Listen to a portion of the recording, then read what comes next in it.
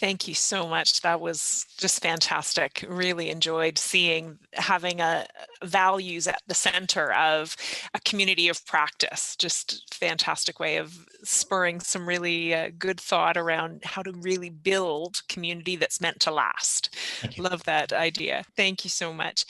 I will go ahead and invite Dr. Siobhan DeSauer to go ahead and share her slides and get us set up. She is a rheumatology fellow at McMaster University with a special interest in knowledge translation and media. She is the creator of Violin MD, a popular YouTube channel with over 50 million views and 730,000 subscribers. Her upbeat videos bring medical education to the public while she vlogs and showing things like call shifts, shadowing allied health professionals, and interviewing patients and explaining medical case reports. Very excited to hear from Siobhan tonight. Thanks so much. Well, hi, everyone. It's an absolute pleasure to be here with all of you tonight. And thank you, Dr. Pacman, for the opportunity to speak here as well. So, as has already been discussed, let me just get this moving. Here we go. So at the beginning of residency, I created a YouTube channel called Violin MD. And it was really as a way to reflect and to document my journey in medicine. And I certainly never expected it to generate this type of interest. And so what I want to do today is, in these past 3 years, there have been quite a few unexpected challenges that have come up. And I love to be able to incorporate some of these concepts into the two previous talks, which you'll see is quite a good segue. Okay, so let's start by talking about comments online. So I think that we've all probably noticed that people can be pretty quick to add a response, and maybe it's not always well thought out, or it may even be intentionally provocative because they feel anonymous. So when I first started the channel, thinking back, it's funny, I read every single comment. I wanted to reply to all of them. I even would sort of pick out the ones that seemed very rude and delete them, because I wanted to create a safe space for everyone to be able to communicate online. But as the channel grew, I started to see the comment section a little bit differently. I actually now see it as each video creates a unique space, and it sort of takes a life of its own on. There are videos about, wearing masks that have become these political debate zones. And there have been others where I talk about a personal, like a patient case, and then people share their own personal experiences, reflect on the content, and in general have had a lot of support. An example of that here, you can see that one of the viewers said that she had tested positive yesterday for the virus. And unfortunately, and oh, I realized that I've got everyone's faces up here, that she's not a hero like you guys, but I think that she's an essential worker. And what strikes me is that there are 80 replies here. And when I went through them in preparation for today, there are 80 views of people who are supporting her. And so my view on the comment section has changed, and it's given me the confidence to be able to let it be.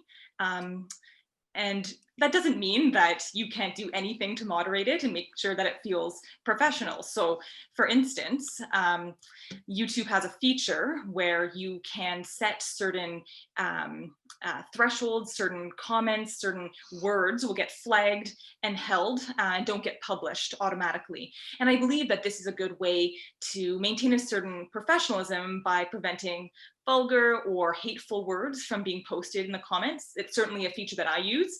And I was going through to find an example, and I was pretty shocked at some of the comments that have been held. But it reinforces the importance of having this feature, so that it allows people to be able to express themselves and start conversations in an environment that feels safe.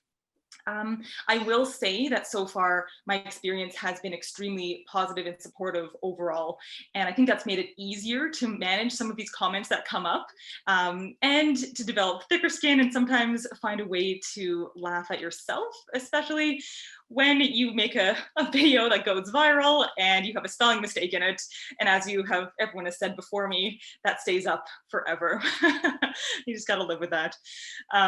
Okay, so the next bit to talk about is medical advice. So personally, I do put disclaimers on each of my social media platforms, specifically and mostly YouTube, but people still reach out often to ask for specific medical advice. And I think what really surprised me the most is how much personal information people will share in a public forum.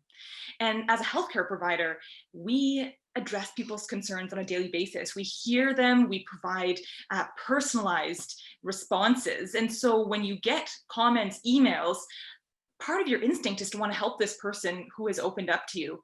But I think it's so important to remind yourself that yes, you're still a healthcare provider, but you have a different role when you put yourself out there to the public in this situation. It's a different type of educator, just as valuable, but different in its essence. And so this is why I think it's important to create these professional boundaries. And a lot of these have been touched on already tonight. This sign makes it seem very easy, straightforward, clear. But I would argue that it looks a little bit more like this. A fence where maybe the lines get blurred a little bit. On the other side of the fence, it's actually very green grass. It doesn't look too bad over there. And that's why I think it's critical to think about your principles and values on social media in advance. So before you're in the situation where you have to decide what to do. So personally, I reached out to the CMPA, to the hospital PR departments, physicians in leadership positions, my colleagues, as well as content creators, and they really helped shape principles that have become iterative for me. And so I can't say how glad I am of that. So I would really encourage anyone to reach out and have that group of people that you can get trusted information from. So here are some of the tips from the CMPA. Some of them, so the first here says, avoid one-on-one discussions.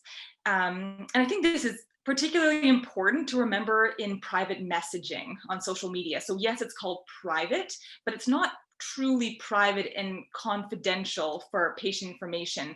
So that's still a risky place.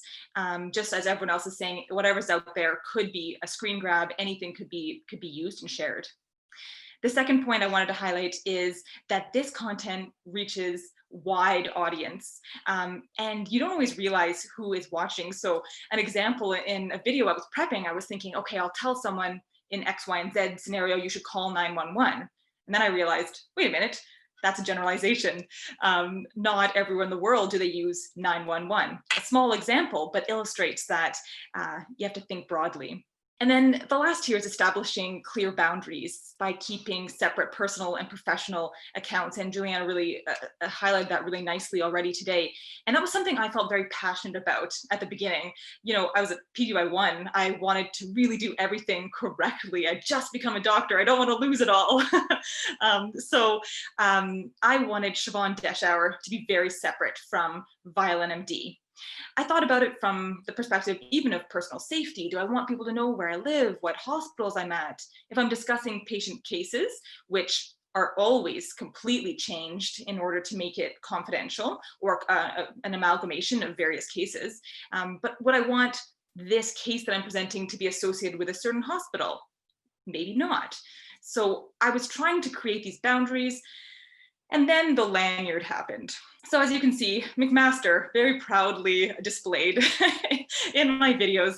And I started to realize, okay, should I blur this out? All this footage has been taken and it's gonna be too much work. And then before I knew it, a CBC article was out, and all of a sudden, where I'm located is there, my last name is out there, and it kind of feels like the cat's out of the bag. And all of a sudden, my idea of professional boundaries was sort of shattered. I had to rethink it. And it really highlights to me that when we're creating these personal values that we want to stick with on social media, we've got some of them that are crystal clear. There is no, there's no wiggle room, and that's specifically around patient information. But then there are some areas that are a little bit murkier and where you need to always revisit it and think about it. And as platforms change, as your own personal views change, you need to keep up with how your values are going to adapt to that. All right, so now consider the downside. This is definitely one of those principles that I developed with the help of trusted advisors. And I think it's always about thinking about how would people misinterpret you, or how might people take what you're saying differently, take a sound bite. And I'd like to give you two examples that I think illustrate this. The first is a video that I did publish. It's about different types of masks, their efficacy. And at the time, the controversy around masks was largely about what type should be worn, who should wear them. And it hadn't yet become this political statement. And I'd say that there's no way I could have anticipated that this video would have become this political battleground in the comments. In the end, the video was grounded in evidence. I think it was important information to disseminate, and I was happy to stand by the video, even though it wasn't the outcome or it wasn't the comment section that I was expecting. Here's a different example. This is an example of a video I did not publish. So I'll give you a little bit of background information. So I grew up with an anaphylactic allergy to dairy. And I was in PGY1, I was on my allergy and immunology rotation, and I was discussing with my staff, and we were talking about my allergy, and we were talking about how the majority of dairy allergies you grow out of by the age of 16. And I thought back, and it had been a long time since I'd had a reaction. And so after talking it over, we decided the best thing to do would be to challenge my allergy and in a safe environment and be able to film it for educational purposes. And so it turned out well. You know, I've actually grown out of this allergy. I get to try cheese for the first time. I come home, I'm so excited to get this video ready to be published. But then I took a step back and as I usually do, talk to my trusted advisors about a video. And in this case, it was my mom, and she raised the concern, what if viewers take this as an endorsement to challenge their own allergies? And what if a child tried that at home? And what if they had a deadly reaction? My excitement just dropped, and I thought, oh my gosh, okay, well, what if I put a disclaimer up there? Well, okay, fair enough, you put a disclaimer, but when you're weighing the risks and the benefits, when you think about the downside, it is far too great for an educational video to be put out there, not in in a medical scenario. And that was enough to say, we're not putting this video up. And this was a small example, but something to highlight the importance of having other people's opinions, because when you put yourself out there on the internet as a professional, you need to be really careful and think extra hard compared to everyone else before you publish anything. So I know that I'm going to be faced with many of these unexpected challenges as I continue to engage in social media. So just like in medicine, where we work in teams, we see the benefits of seeing different points of view and caring for patients, and we know that we give better care that way.